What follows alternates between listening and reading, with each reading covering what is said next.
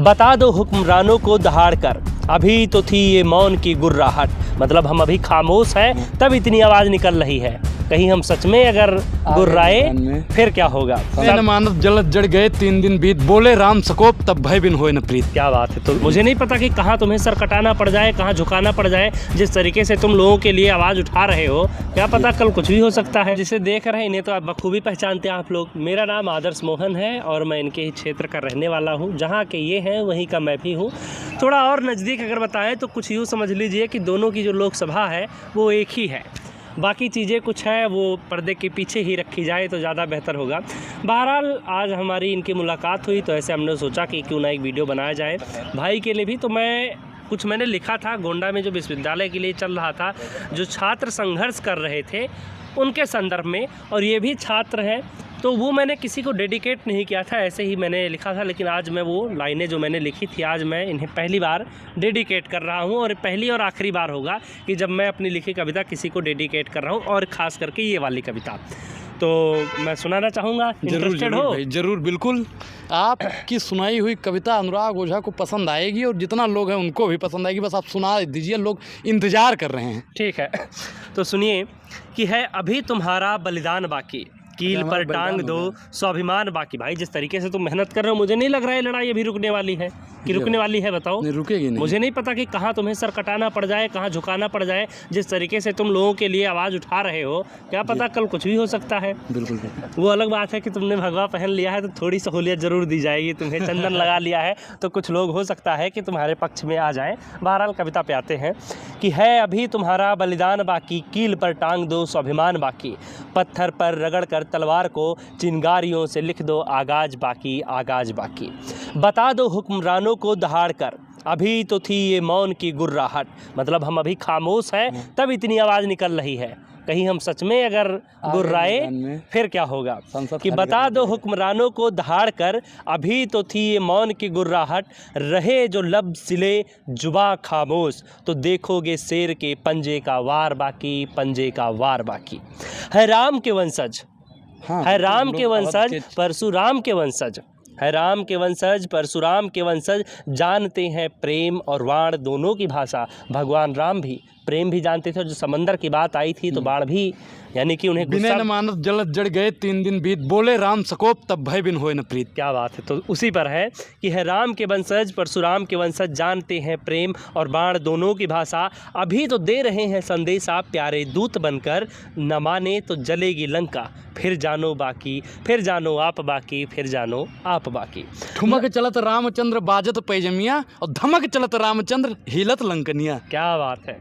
न कहना फिर उकसाया हमने उन्हें, आपको भी नींद से खूब जगाया हमने। यानी कि इनके कहने से अगर 4 लोग और आ जाते हैं और इनके पीछे खड़े हो जाते हैं तो सरकार ये ना कहे कि ये उकसा रहे हैं, क्योंकि सरकार को भी ये खूब जगा रहे हैं। तो न कहना फिर कि है उकसाया हमने उन्हें, आपको भी है नींद से खूब जगाया हमने, न समझे प्रेम की वाणी और अभिवादन जो, उठे जो धुएं के गुबार, तो फिर होंगे जिम्मेदार आप बाकी, जिम्मेदार आप बाकी। क्या कुछ कहना चाहेंगे? आपकी कविता सुन के भाई गांव के भाषा में अगर कहा जाए, हमारे लोकसभा क्षेत्र से हो और अगर बहुत करीब में जावा जाए तो बहुत करीब वाला रिश्ता निकलता है। बाकी आपके कविता सुन के भाई जू गदगद होएगा। और धन्य है आपके पत्रकारिता, और धन्य है आपके कविता, और धन्य है आप, और धन्य है हमारा लोकसभा क्षेत्र जहाँ से आप आते हैं, और धन्य है वहाँ के लोग। तो फिलहाल भाई देखो, तमाम तरह की बातें होती हैं, मैं देखता रहता हूँ, इनको सुनता रहता हूँ। है कुछ चीज़ें देखो, सरकार का दिक्कत जानते हो कहाँ है इनके केस में, सरकार का विरोध करना मतलब हिंदुत्व का विरोध करना। आजकल एक ऐसी वो धारणा बन गई है। भाई ये बिल्कुल गलत है। अगर आप सरकार का विरोध कर रहे हैं तो इसका ये मतलब नहीं हुआ कि आप हिंदुओं का विरोध कर रहे हैं। भाई मैं भी हिंदू हूँ, मैं भी पूजा पाठ करता हूँ, सनातनी हूँ, और देखो मैं तो पत्रकार हूँ, चूँकि मुझे तो भाई सभी धर्मों का मैं सम्मान करता हूँ, ये भी करते हैं, लेकिन देखो भाई सबका करता हूँ। और गमछा देखो, तिलक उलक सब लगा के बैठे हैं। तो ये जो धारणा है, जिस दिन आप निकाल देंगे ना उस दिन आपको ये बुरे इंसान नहीं लगेंगे। बहुत सारे अभी हमारे लोकसभा में और तमाम जगहों पर होंगे लोग, या अभी जैसे इन्होंने मुख्तार अंसारी वाले मामले पर पर जब बोला तो बहुत सारे लोग विरोध करने लगे। देखो ये मसला नहीं है कि मुख्तार अंसारी कौन था कौन नहीं था, मैं पहली बार अपना व्यक्तिगत जो ओपिनियन दे रहा हूँ, अभी तक तो मैं लोगों से ही पूछता आया हूँ। ये मसला नहीं है कि वो हिंदू था मुसलमान था कौन नहीं था, ये मेरे लिए भी मैटर नहीं करता भाई। अगर किसी ने गलत किया है कोर्ट उसको सजा देगी और बिल्कुल वो मरना भी चाहिए उसको। कोई भी गलत कर रहा है, शिशुपाल की भी कुछ गलतियां माफ की थी भगवान ने, कर देता भाई। अपने दुर्योधन का देख लो, घर में ही जब लड़ाई हुई पूरा वध कर दिया था, एक तरफ से पूरा कौरव साफ हो गए थे, हजारों भीड़ साफ हो गई थी।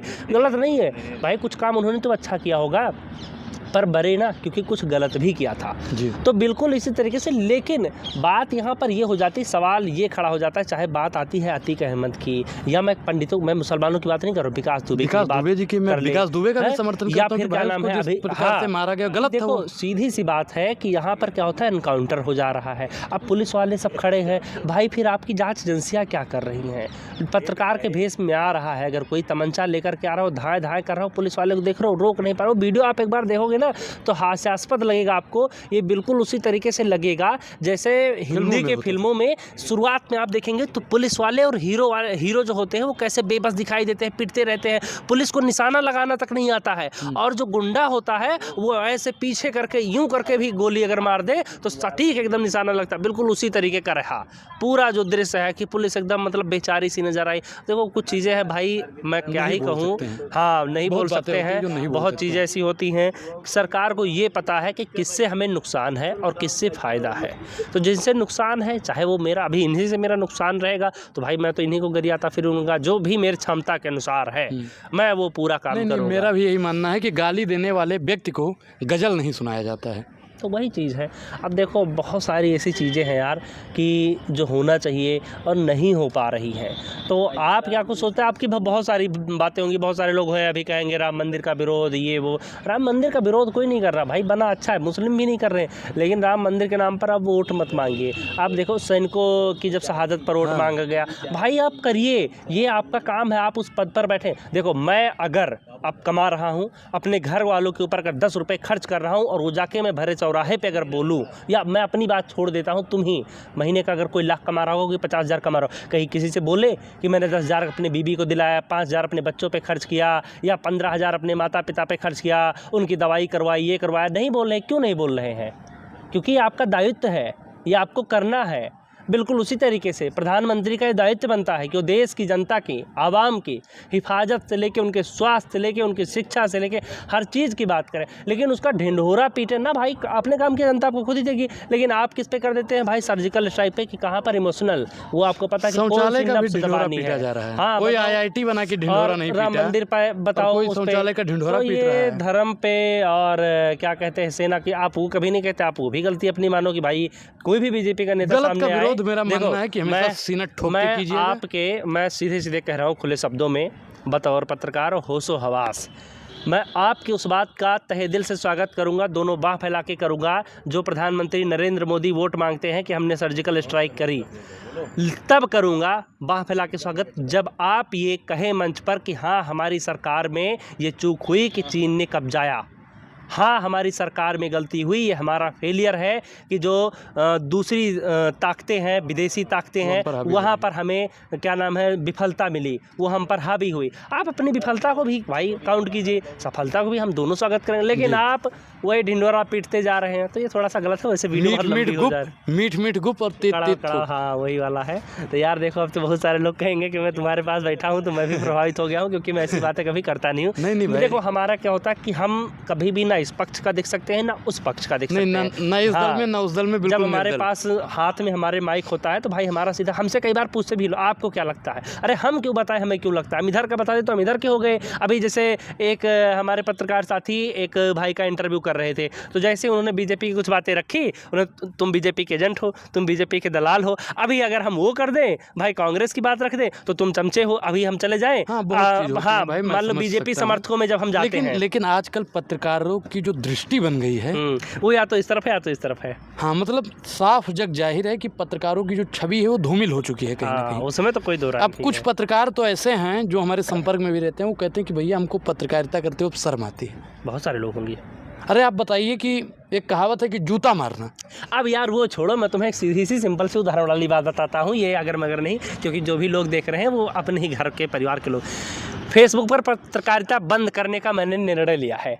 क्यों लिया है? क्योंकि ना मुझे एक सिंगल नेता या सिंगल आदमी नहीं जो ये साबित कर दे कि हाँ जिसने मुझे कभी 1 रुपया भी दिया हो। कहाँ से मेरा काम चलता था? फेसबुक से और यूट्यूब से। आप जाकर के देख लेंगे कि पता चल जाएगा फेसबुक और यूट्यूब से कितनी कमाई होती है। भाई साहब फेसबुक पे पॉलिटिकल कुछ चल ही नहीं रहा है, नहीं चलेगा। सीधे 4 तारीख को अगर भाजपा की सरकार गलती से आ गई तो एक ट्रेंड चलेगा ट्विटर पे। तो वही सब है। अब क्या करें भाई, देश के तमाम यूट्यूबर हुए बेरोजगार। अब सुनो मजे की बात है ओझा भाई, अब हम क्या ढूंढते हैं? कहीं पर कोई हो जो डांस कर रहा हो, कोई छोटा बच्चा हो, कुछ एवरग्रीन स्टोरी मिल जाए वो करें। अब बहुत लोग करेंगे यार कि ये पत्रकारिता। अभी हम दूध लेने आए थे, इस दूध की रेट था 24 रुपया और आज इस रेट का हो गया 36 रुपया। आलू लेने आए थे 15 रुपए की आलू, आज 25 रुपए। वीडियो कितनी देर की हो गई है भाई? जनता इससे ज़्यादा नहीं देखेगी क्योंकि टाइम नहीं है सबके पास। सबको जाना है मंदिर दर्शन करने और सबको शाम को ट्वीट करना है हिंदू मुस्लिम पे। तो फिलहाल इस वीडियो में इतना ही, धन्यवाद।